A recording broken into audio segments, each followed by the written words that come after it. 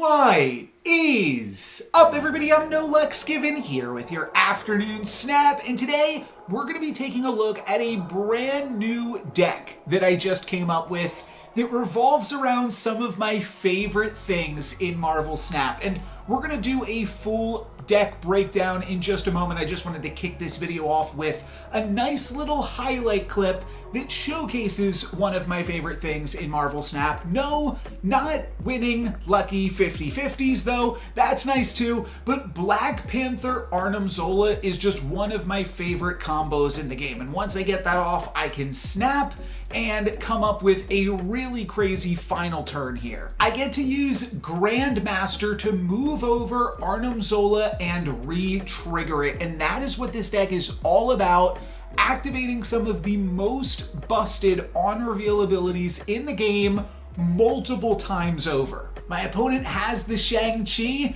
but it's not going to be enough to stop me because I put a little bit of power in Aunt May's, just enough to grab the win, and of course we're going to beat my opponent in Eternity range with that 44 power Panther. This is the core of the deck here. This is the on-reveal Shell, Grandmaster, Absorbing Man, Arnim Zola, and Odin all allow you to re-trigger those really powerful on-reveal abilities, and that is what we fill the rest of the deck with. So we already saw we had Black Panther in it, and of course we're also going to include Blob. Blob is really good with an Arnim Zola in the exact same way that a Black Panther is, and you can also use Absorbing Man on the final turn to make an additional copy of a Blob that you've previously played. There are some other cards holding this deck together. You may have noticed that this is an Arishem deck, and that might seem a little bit weird at first because we are playing a highly synergistic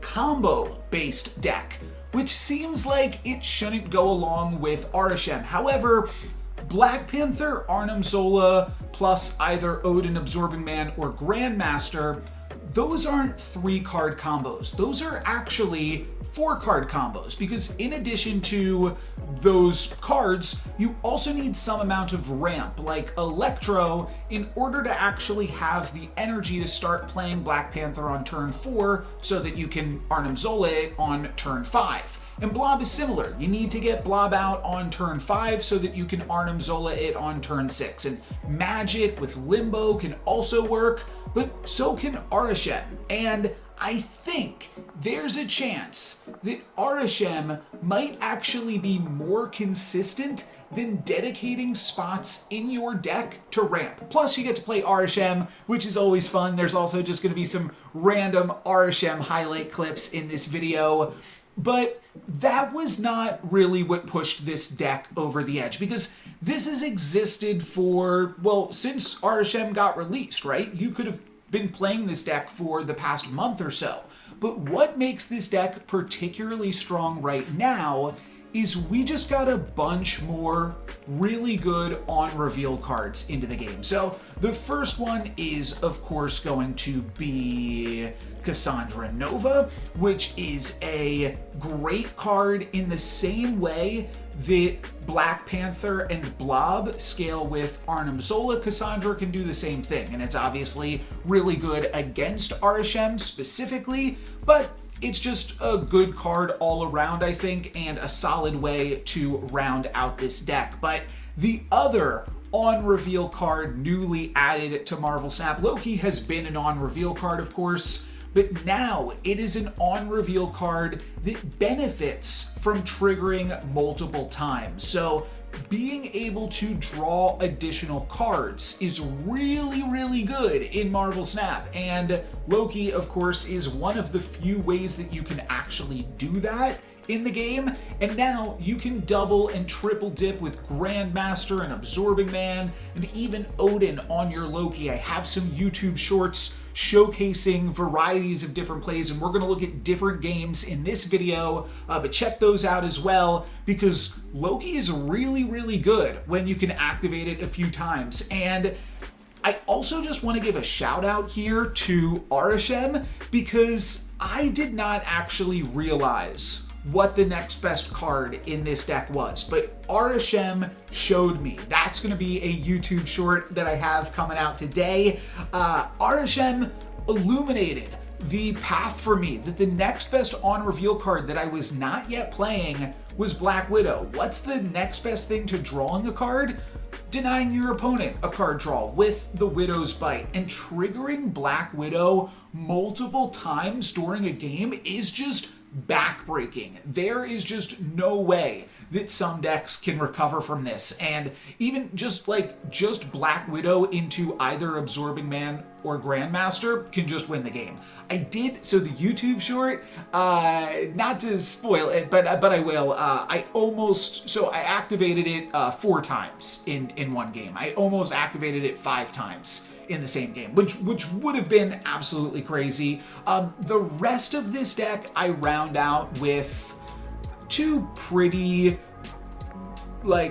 normal cards here, Shadow King and Shang-Chi, and honestly I'm not even totally sure on those cards' inclusions into the deck, but they are really powerful on reveal cards, and being able to Shang-Chi Grandmaster is really good. I do think that you want them, especially because we are playing an Arashem deck, and that means your opponents might have Darkhawks or Cassandra Novas of their own, so cheap answers to those threats I think are really good. You can even run them out early and then Arnim Zola them on the final turn. So there's definitely a lot of powerful things that this deck can do, and we're going to show those off right now. I also wanted to touch on one of the strengths of these cards that re-trigger your on-reveal cards, and that's because of Acid Arrow, which is basically Green Goblin, and if you re-trigger Acid Arrow, whether that be through Odin or Arnim Zola or Grandmaster,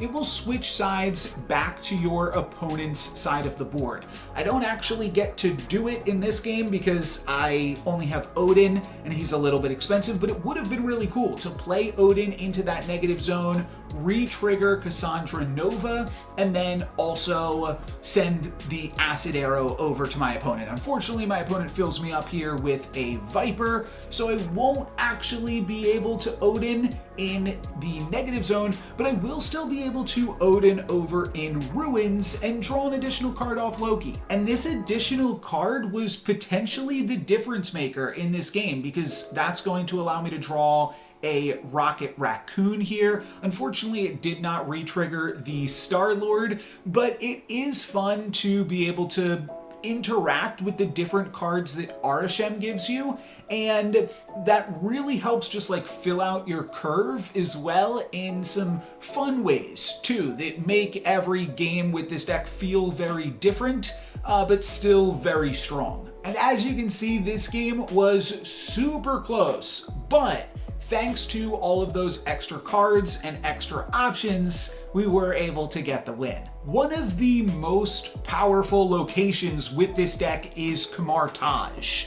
Obviously, that is really, really good with all the cards we have in our hand. We can play Grandmaster and re-trigger multiples of those cards as well, though there actually is one location a little bit better, Cloning Vats, and we get that one too. Now I can just play Black Widow into Cloning Vats every single turn, and there's nothing really my opponent can do from there. We're going to deny them multiple card draws, and from there, yeah, should be pretty easy to take it. We do have Starlight Citadel here as well, and the ability to get a bigger copy of Cassandra Nova. This is why Cloning Vats is really good with this deck. It's the same kind of interaction with Black Panther and Blob and stuff. You get a bigger Cassandra Nova the second time you play it, and even potentially the third time you play it, because now the Cloning Vats is going to rotate. I can play my bigger Cassandra Nova into Cloning Vats again, and then on the final turn I can play my biggest Cassandra Nova over into Starlight Citadel. And all of that was actually without even using Kamar Taj. Here's another one where I get to start using Cloning Vats on Loki, so I'm going to be able to get to draw a bunch of additional cards this game.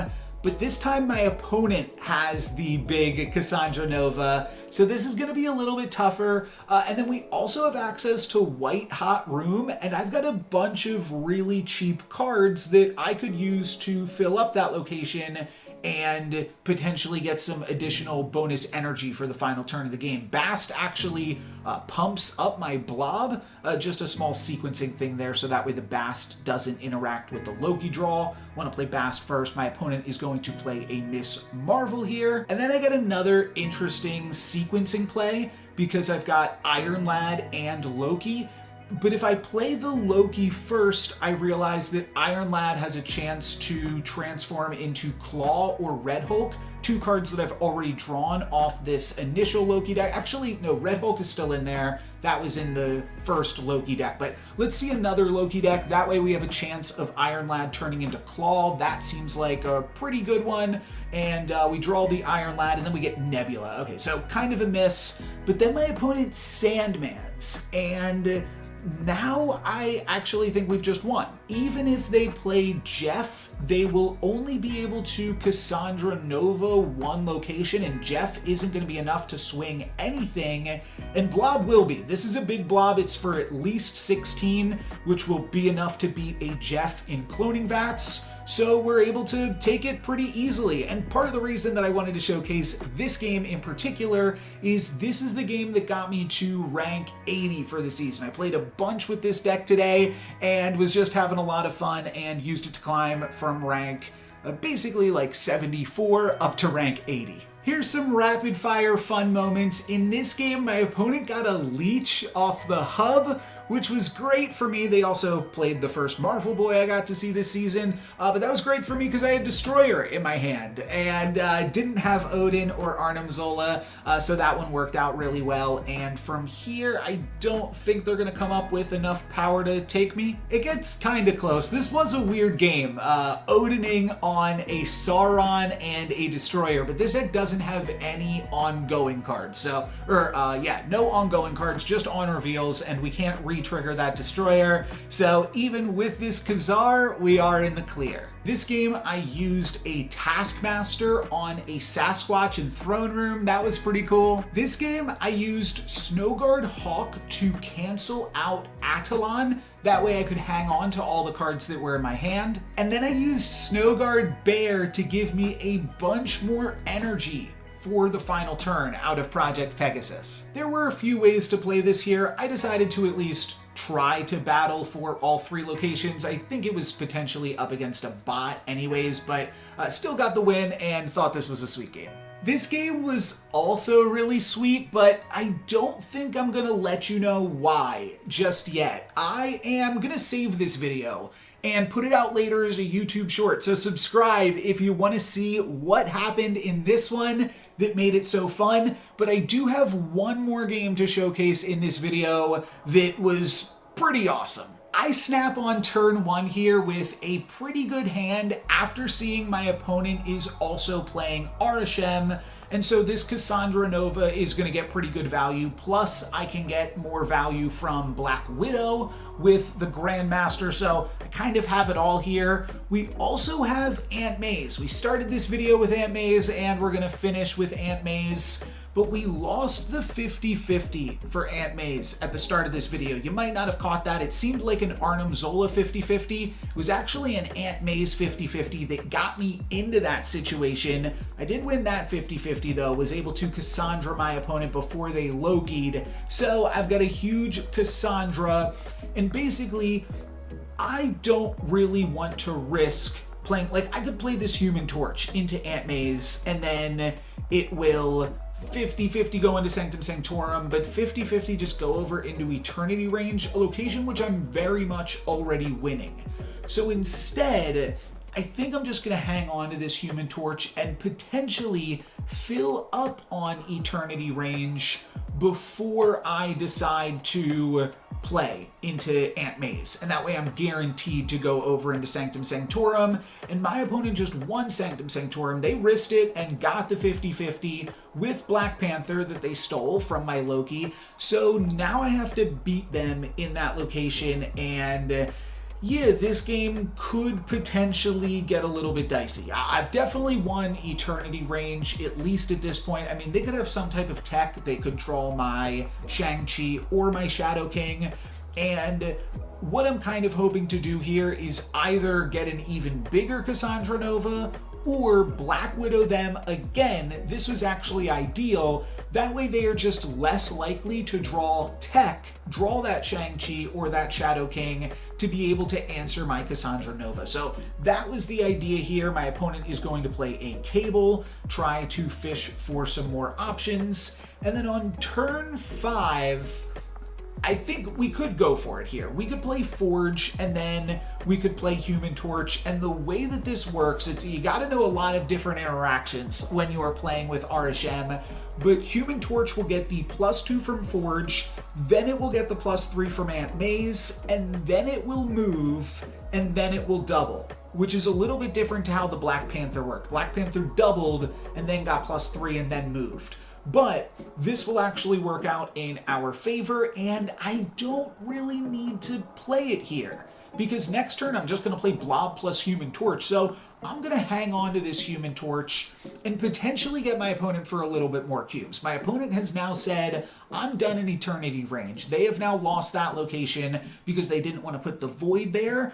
And that might be exactly what we need is, them putting their guards down for a second, because now they might be feeling confident. They might just blob into Aunt May's, secure the lead that they already have. They actually go for a Cosmo, which makes this even more exciting because every single card that I put into my deck, other than Arishem, has on reveal. But I just beat Cosmo with a really, really sick Human Torch play. That's going to be it for me for this video. Thank you guys very much for watching. I'm NoLucksGiven. Peace.